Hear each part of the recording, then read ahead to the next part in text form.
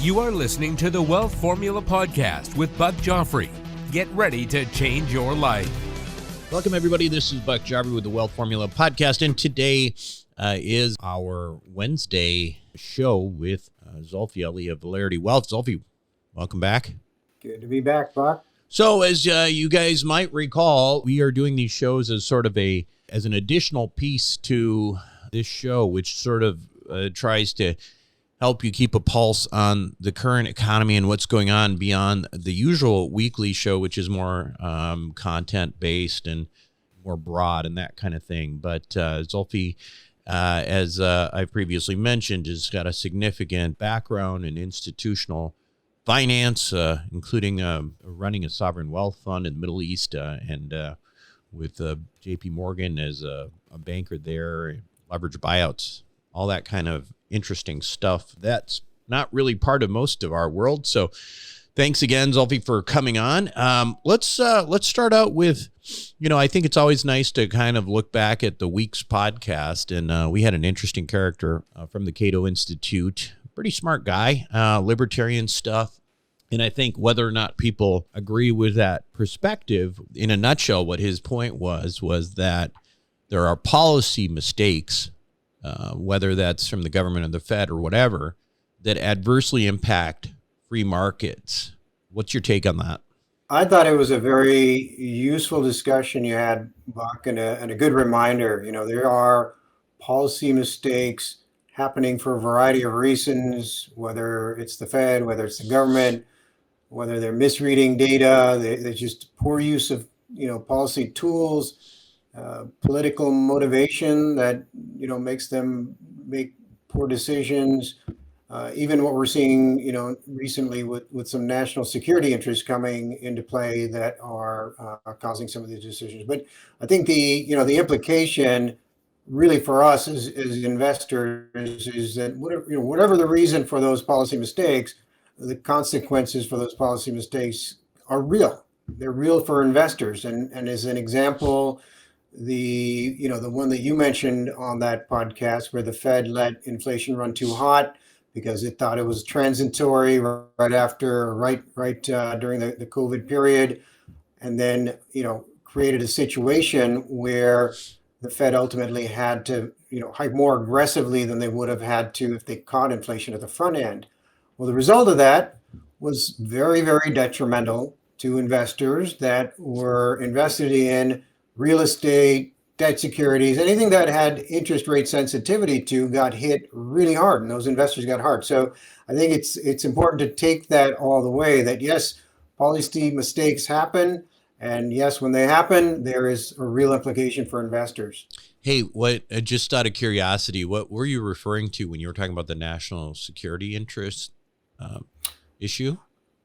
Oh, the national security interest tariffs, for example, that the governments are putting in place. Yeah. Okay, got it. Well, that's a interesting one too. So obviously, the transitory inflation one was a big one, and we've talked about also the possibility that it could happen in the opposite direction, where there could be potentially an overcorrection at some point.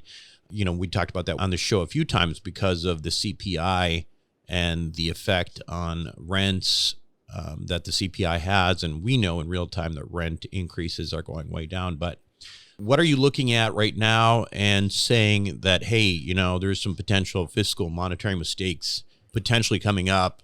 Are you looking at anything and wondering if they might hit? The Fed situation is still interesting to me in the sense that, the Fed has signaled that they do want to start cutting rates. They've been waiting for some data to really support that. As you mentioned, they were caught off guard in the transitory situation. It could be the opposite here because now, they want to cut rates, but we're almost into the presidential election cycle. You have the RNC convention in July. You have the DNC convention in August. So for all intents and purposes, they're going to have a hard time going ahead and pulling the trigger on cutting rates anytime in that time frame, just because they don't want to be seen as going out and doing something whether it's supporting or not supporting a particular party. So they just don't want to be in the crosshairs of any of this activity that's going on. So now there's talk that, maybe if the Fed doesn't do something immediately, which they probably won't do because they didn't have the data to do it, and they would have potentially done something over the summer, well, they're not going to do it because they're just going to have to wait. And they're so politically motivated, delay, in the sense that they don't want to be involved in the politics or front and center during the political process. So I think that could be one where they might have to just, delay any rate cuts till the very end of the year after the election is done and all that sort of thing. But on the fiscal policy front, there's lots of activity that the government is taking. We know that the U.S. is borrowing big to make a lot of investments. They want to, make investments to onshore some critical technologies, such as semiconductors. There's a lot of trade protectionism talk going on, whether it's from the Biden administration or from the former president himself. There is a lot of, talk about tariffs. We just saw an announcement from the government saying that they are putting much higher tariffs on Chinese EVs, batteries, steel, aluminum products. All that can have an impact, right? And immigration as well. There's a risk of a politically motivated decision from both parties' side, and so all of these have implications for us as investors. A lot of these, for example, look like they could be inflationary activity as well, right? Whether you're causing, implementing tariffs, you're reducing the work, the supply of workers in the country, and so on. I think there are a lot of this stuff, and again, I think that podcast helped to refresh us that mistakes happen, and we have to deal with them as they go. Seems like the tariff thing, especially with China, is that's going to happen one way or another. China's going to get stiff because Biden administration's doing it. I mean, if Trump gets elected, it's going to be twice as bad. I mean, he's not he said so. He's like across the board, very, very high tariffs across the board for Chinese, which, again, if there are certain areas where the U.S. imports products from China, if we're not producing those products in the U.S., then that is effectively a consumption tax, right? Because they're not protecting anything. They're just causing us to pay more. Yeah. It's the products where the Chinese manufacturers were dumping products where we also have competing manufacturers in this country. That makes more sense because we'll still have, our domestic production that can help with the prices. I think I saw somewhere Tim Cook talking about them moving some of their manufacturing to Indonesia, or what was it? Was it Indonesia? I don't know. Yeah, I think that's right. Yeah. But I think we're going to start to see more of that, and that would make a lot more sense. Doing this as a slow transition and putting tariffs in place after there's some competition would make a whole lot more sense. But that, it obviously sounds inflationary too, which is concerning. But as investors, I guess the question is, I mean, you're in this space of ultimately of wealth management and or not so much asset management, but more wealth management and trying to help people, balance their portfolios and hedge against some of these risks. So what are you telling your investors? Well, with respect to, the risk of longer term inflation, I think we talked a little bit about it last week, which was, you in that type of environment, you want to be exposed to real assets. That includes real estate. That includes things like gold, if you're open to that, as well as the aviation assets as well. The other thing that we're having our investors look at is really try to isolate the key macro themes that are likely to drive secular trends of growth over the coming decades. And I'll give you some examples. So, the obvious one that we've known about, we talked about, is the aging population in the U.S. and other developed countries. This is gonna continue to drive growth in health and wellness products and services. So you definitely, as you construct a portfolio, particularly on your equity investments, you want to have good exposure to that. Investments that are exposed to the upgrade cycle of the U.S. grid as another example, because this is going to be decades of investing that is going to have to be done both by government and the private sector to upgrade our grids to support the tremendous amount of power, electric power needed by data centers. When you get into AI, there's going to be huge compute power required for that. So, more electricity. As EVs become more and more ubiquitous, you're going to have, continuous upgrading requirements. So, there's areas of investment that we think are quite attractive there that we work with our investors to develop those portfolios. And, we look at things like AI, for example, and how it's impacting some industries. The one we like, the biotech and pharma area, especially where they are using it to accelerate their drug and treatment therapies.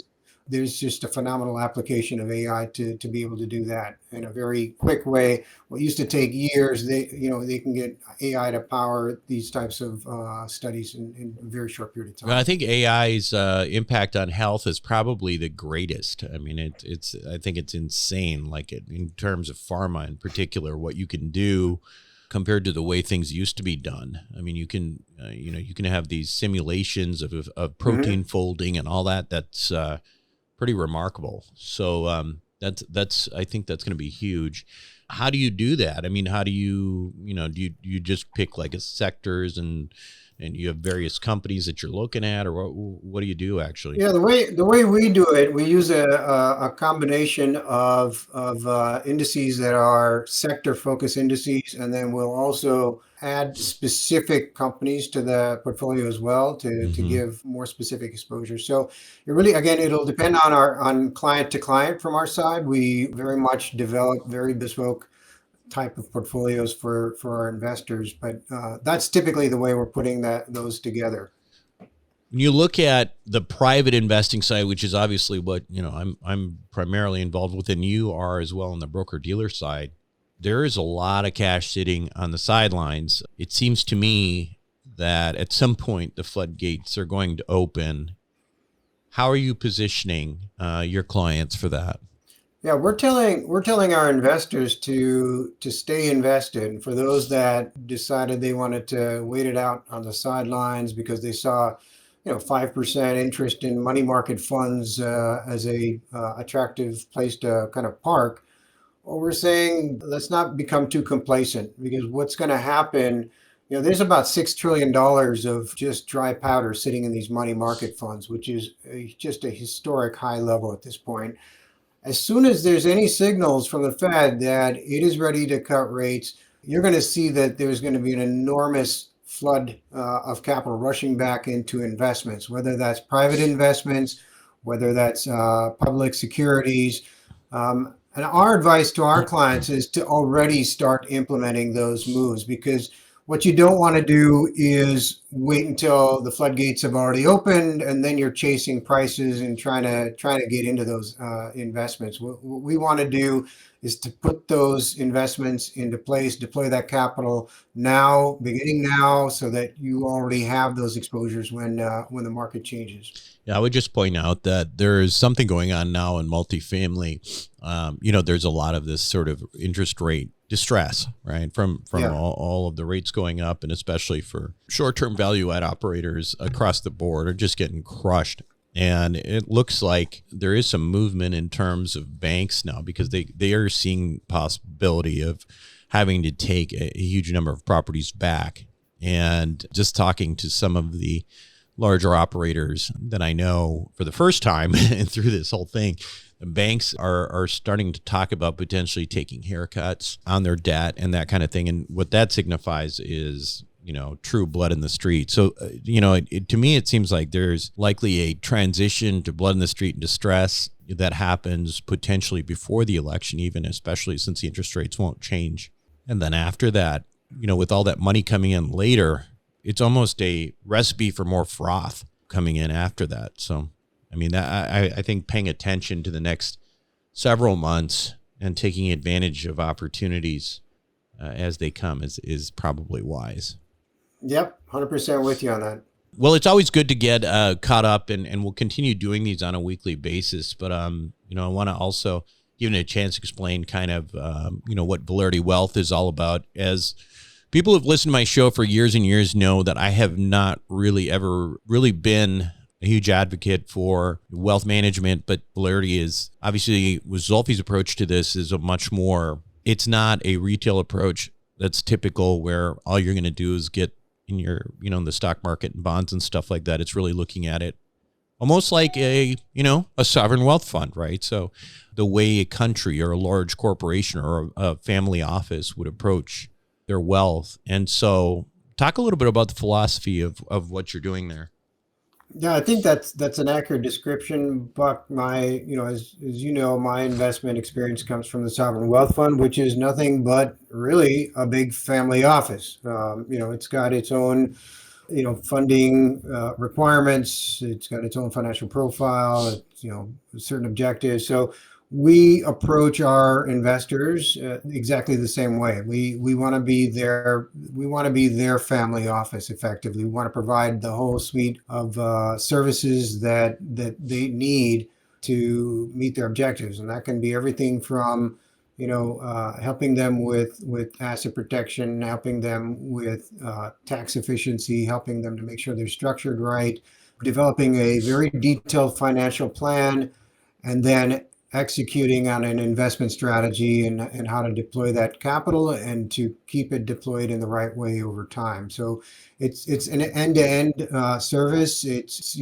typically our clients have some complexity with respect to what they do. So they're not just 100% W-2 earners and no alternative investments. They're just in the stock market. Well, happy to help those folks as well. But really what we're geared for are the investors that are looking at all the different things that you talk about typically on your podcast, right? All the different elements of asset protection, wealth growth, investments, alternatives, all of that stuff. Yeah. I mean, I think the opportunity here, in my opinion, is that usually when you have this, when people start making money, and initially it's easy to manage it yourself.